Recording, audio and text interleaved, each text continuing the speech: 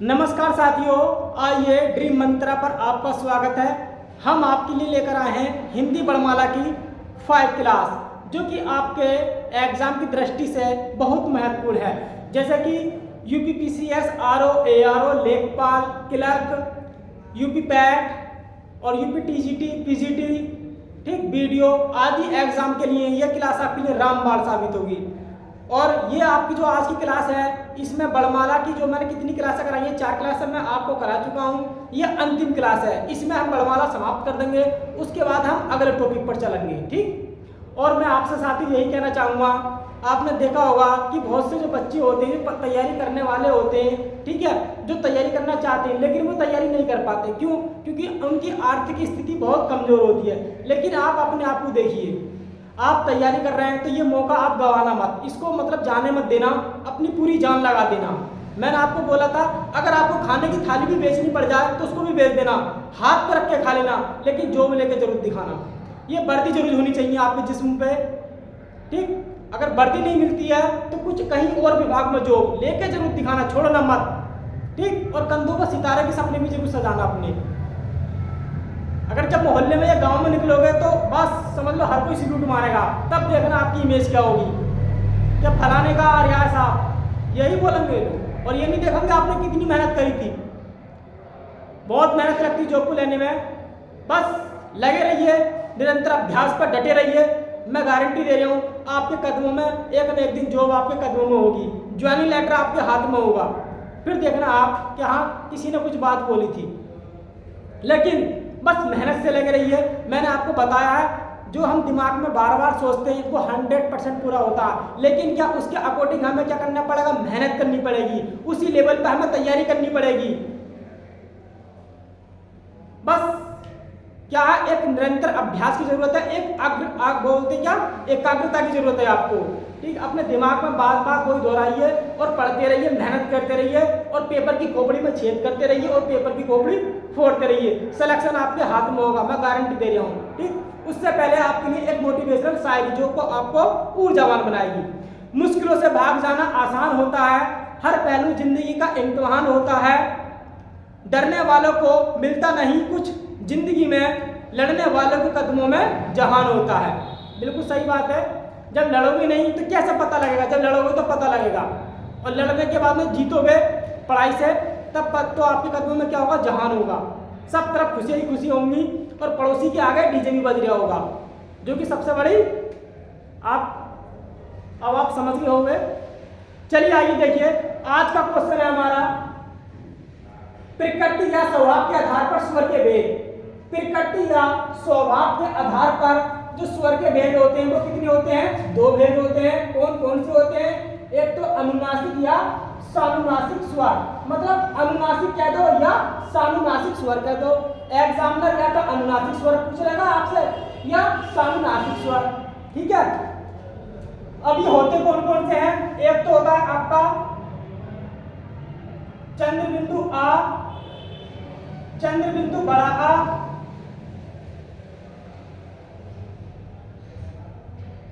एक होता है आपका चंद्र बिंदु छोटी ई, और ये बिंदी आपका छोटा ऊ, बड़ा ऊ, ए चंद्र बिंदु, आई, ओ, औ, ठीक। ये होते हैं हमारे क्या? अनुनासिक और सा, ठीक है। फिर देखिए, अच्छा ये बताइए, अनुनासिक या सानुनासिक स्वर किन्हें कहते हैं? ऐसे स्वर जिनका उच्चारण मुंह और नाक दोनों की सहायता से होता है, उन्हें ही हम अनुनासिक या सानुनासिक स्वर कहते हैं। एक बार और सुन लीजिए, ऐसे स्वर जिनका उच्चारण मुंह और नाक दोनों से होता है, उन्हें ही हम अनुनासिक या सानुनासिक स्वर कहते हैं। और चंद्र बिंदु लगा होता है। आइए आगे देखिए, अगला पॉइंट है हमारा निर्नुनासिक या मौखिक स्वर। अच्छा, निर्नुनासिक या मौखिक स्वर कौन कौन से होते हैं ये भी लिख लीजिए। एक ये होते हैं हमारे, एक तो छोटा आ, बड़ा आ, छोटी ई, बड़ी ई और छोटा ऊ, बड़ा ऊ, ए, आई, ओ,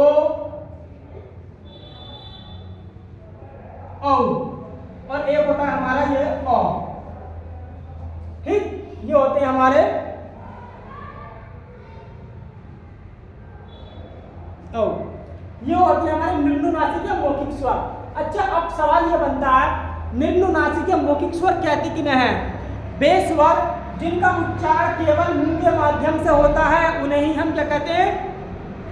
निम्नुनासिक या मौखिक स्वर। या मैं कहूं ऐसे स्वर जो नाक की सहायता से नहीं बोले जाते उन्हें ही हम क्या कहते हैं? निम्नुनासिक या मौखिक स्वर कहते हैं। देखिए साथियों, हमारा नेक्स्ट क्वेश्चन है संयुक्त व्यंजन। मैं आपको बता दूं संयुक्त व्यंजनों की संख्या कितनी होती है? 4 होती है। कौन कौन से? एक तो छा, एक त्रा, एक ज्ञानी वाला ज्ञा और एक सिरा। सिरा कौन सा वाला? श्रृंगार वाला नहीं, सिरमिक वाला। ठीक है, आइए देखिए, सबसे पहला पूछेगा आपसे संयुक्त व्यंजनों की संख्या कितनी होती है? 4 होती है। एक क्वेश्चन तो आपको यही बन गया। और वीआईपी वेरी इंपॉर्टेंट पर्सन, बहुत वेरी मोस्ट इंपॉर्टेंट है, यह बहुत पूछा जाता है। ठीक है, अब देखिए कौन कौन से होते हैं। एक तो होता है हमारा छा, क्षत्रिय वाला छा होता है। ठीक है, एक तो होता है हमारा छा, क्षत्रिय वाला छा होता है। ठीक, एक होता है हमारा त्रा। ठीक, एक होता है हमारा क्या? ज्ञा, ज्ञानी वाला। और एक होता है हमारा श्रा, कौन सा? सिरमिक वाला। ठीक, अब ये देखिए, ये जो हमारा छा है ये मिलकर बना है का हलंत प्लस सा षटकोण से, और त्रा मिलकर बना है का हलंत प्लस रा से, और ज्ञा मिलकर बना है जा हलंत प्लस वहां से, और ये श्रा मिलकर बना है सा शेर वाला सा हलंत प्लस रा से। देखो इसकी परिभाषा संयुक्त व्यंजन किन्हें कहते हैं? दो व्यंजनों के मेल से बने बल को ही हम क्या कहते हैं? संयुक्त व्यंजन कहते हैं। या दो व्यंजनों के योग से बने बल को ठीक क्या कहते हैं? हम संयुक्त व्यंजन कहते हैं। बस यही इसकी परिभाषा है, जो कि आपके एग्जाम में ये बहुत पूछे जाते हैं। और जितना मैंने पढ़ाया आप नोट्स यूज बना लेना। मैंने आपको लगभग बड़माला पूरी इस वीडियो में पूरी कंप्लीट कर दूंगा। उसके बाद हम नेक्स्ट टॉपिक पर चलेंगे, जो कि आपके लिए वो जो टॉपिक आएगा बहुत महत्वपूर्ण है किसी भी एग्जाम की दृष्टि से, उसको आप छोड़ना मत। आइए नेक्स्ट क्वेश्चन पर चलिए। नेक्स्ट क्वेश्चन है हमारा जो कि आपके एग्जाम की दृष्टि से बहुत महत्वपूर्ण है।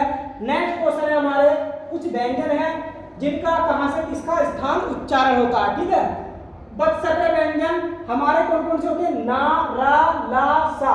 ये हमारे बत्सर्य होते हैं जो कि एग्जाम में पूछे जाते हैं। आपसे पूछेगा निम्न में से कौन सा बत्सर्य है, 4 विकल्प बना देगा। ठीक है, 1 रख देगा और 3 बाहर से रख देगा। फिर आपसे बोलेगा निम्न में से कौन सा बत्सर्य नहीं है, 3 इनमें से रख देगा, 1 बाहर से रख देगा। ये तो हो गए हमारे बत्सर्य। ठीक है, फिर है आगत व्यंजन। आगत व्यंजन जो होते हैं हमारे अरबी फारसी वाले व्यंजन होते हैं, जो कि अरबी फारसी भाषा से आए हुए हैं। आपने देखा होगा, बोले इनका यूज क्या होता है? जो नाम लिखे जाते हैं ना, जैसे फरीद, जरीफ, गजल, ख्वाब। ठीक है, ये सब कैसे होते हैं? ये इनके नीचे ये जो लग रहा है ना, इसको बोलते हैं नुक्ता। ये नुक्ते लघु होते हैं। ठीक है, अगर आगत व्यंजन की बात आएगी तो उसमें नुक्ते जरूर लगाने हैं आपको। नुक्ते जो लघु होते हैं ना, वो आगत व्यंजन होते हैं हमारे। ठीक, लेकिन जो ये आगत व्यंजन अलग है, व्यंजन अलग है हमारे। इनके नीचे नुक्ते लग रहे हैं, जो कि अरबी फारसी वाले ये व्यंजन है। फिर है ये हमारा आगत स्वर। आगत स्वर या इसे कहते हैं अंग्रेजी ध्वनि के नाम से भी जाना जाता है। ये होता है हमारा अ। ठीक, ये ध्यान रखना, बहुत पूछा जाता है। निम्न में से कौन सा आगत स्वर या अंग्रेजी ध्वनि है? कौन सा है? ओ है। फिर है हमारा पार्श्विक व्यंजन। जो पार्श्विक व्यंजन जो होता है वो होता है आपका ला। आपने देखा, अच्छा अब बहुत से ये भी तो सवाल बनता है, पार्श्विक व्यंजन कहते किसे हैं? इसकी परिभाषा क्या है? देखो मैं आपको बताऊं, जो पार्श्विक व्यंजन होता है ना, इसका जब हम उच्चारण करेंगे, इसके उच्चारण करने से वायु जो है हमारी जो जीभ होती है उसके दोनों साइडों से बाहर निकलती है। आप चाहे इसका बोल के देखिए, मुंह से जब इसको हम बोलेंगे तो वायु जो है जीभ के दोनों साइडों से बाहर निकल जाएगी, उसे ही हम क्या कहते हैं, पार्श्विक व्यंजन कहते हैं। वो कौन सा, केवल ला आता है। फिर आता है हमारा नासिक के व्यंजन। नासिक के व्यंजन जो होते हैं इनकी संख्या 5 होती है, जो कि बहुत पूछा जाता है। ला, ला, वा, ना, मा। नासिक के व्यंजन उन्हें कहते हैं जो जिनका उच्चारण मुंह के साथ साथ नाक से भी होता है। नाक और मुंह दोनों से बोले जाते हैं, उन्हें हम क्या कहते हैं, नासिक के व्यंजन कहते हैं। आप चाहे नाक बंद करके देखिए तो आप नहीं बोल पाओगे, मुंह बंद करके देखिए तो भी नहीं बोल पाओगे। ठीक, ये जो है मुंह और नाक दोनों से ही बोले जाते हैं, उन्हें ही हम क्या कहते हैं, नासिक के व्यंजन। काकल या काकल्य, काकल या काकल्य का स्थान जो होता है गले में होता है, उसको हम क्या कहते हैं, हा कहते हैं, जो कि एग्जाम में बहुत पूछा जाता है। काकल या काकल्य कौन सा है, निम्न में से कौन सा काकल या काकल्य है, वो है आपका हा। फिर है लुंठित व्यंजन, या इसे कहते हैं त्रिकंपित व्यंजन। किसे कहते हैं, यह है हमारा रा।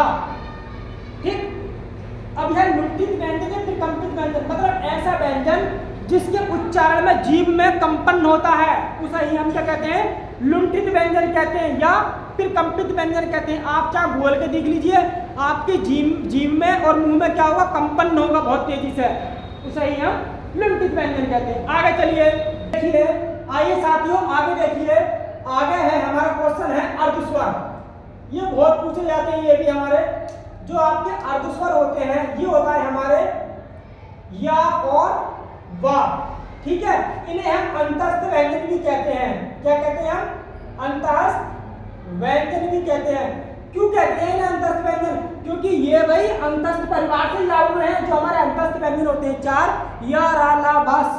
ठीक है, उसी परिवार से आए हैं ये या और बा, ये भी तो ठीक है, तो लेकिन इन्हें अर्धस्वर भी कहते हैं और ये अंतस्थ परिवार से आए हुए हैं। फिर हमारे संयुक्त व्यंजन, जो संयुक्त व्यंजन होते हैं ये होते हैं हमारे 4। कौन कौन से होते हैं, एक तो ए और एक आई, एक ओ और एक होता है हमारा औ। ये जो मिलकर बना है, ये मिलकर बना है आ प्लस ई से, ये मिलकर बना है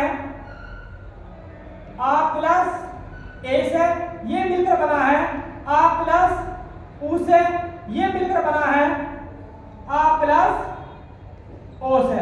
मेरे साथियों इसको याद कर लेना, जो कि आपके एग्जाम की दृष्टि से ये बहुत महत्वपूर्ण है सबके साथ, क्योंकि एग्जाम में ये बहुत पूछे जाते हैं। संयुक्त स्वरों की संख्या कितनी होती है, 4 होती है। कौन कौन से होते हैं, ए, आई, ओ, औ होते हैं। आपसे पूछ लेगा निम्न संयुक्त स्वर निम्न में से किस किस स्वर के मेल से बना है, मतलब कई प्रकार से क्वेश्चन पूछ सकता है आपको। ठीक है, मैं एक वीडियो लेकर आऊंगा इसके ऊपर, आप पढ़ते रहिए, मेहनत करते रहिए, इसका नोट जरूर बना लेना। ठीक है, और आप विश्वास रखना मैंने आपको वही पढ़ाया जो हमारे केंद्रीय हिंदी संस्थान ने मान्यता दे रही है। ठीक है, आगे चलिए।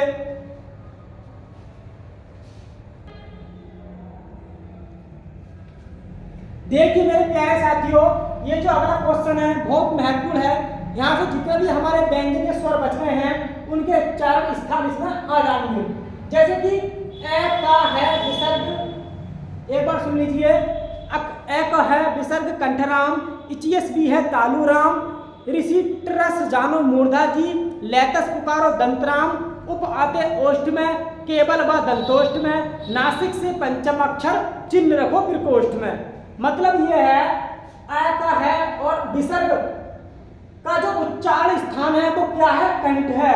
मतलब ये जो आ और का और हा और जो विसर्ग होते हैं, विसर्ग वाला जिसमें विसर्ग लगा हुआ होता है, ये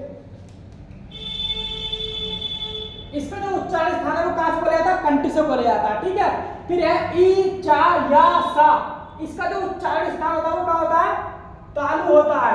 ठीक, ये तालव्य है, तालु बात एक ही है, या कंठ या कंठे बात एक ही है। फिर है रेसे ऋषि टा, रा और सा षटकोण वाला, इसका उच्चारण स्थान क्या होता है, सबका मूर्धा। ठीक, फिर है ला, ता और सा, इनका जो उच्चारण स्थान क्या होता है, दंत।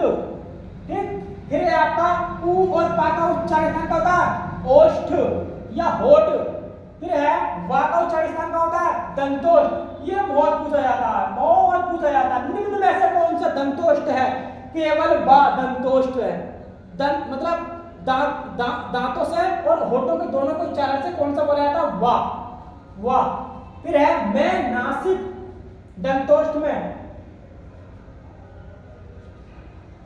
नासिक के व्यंजन कौन कौन से थे? 5 होते हैं हमारे, ड़ा, वा, ड़ा, ना और मा।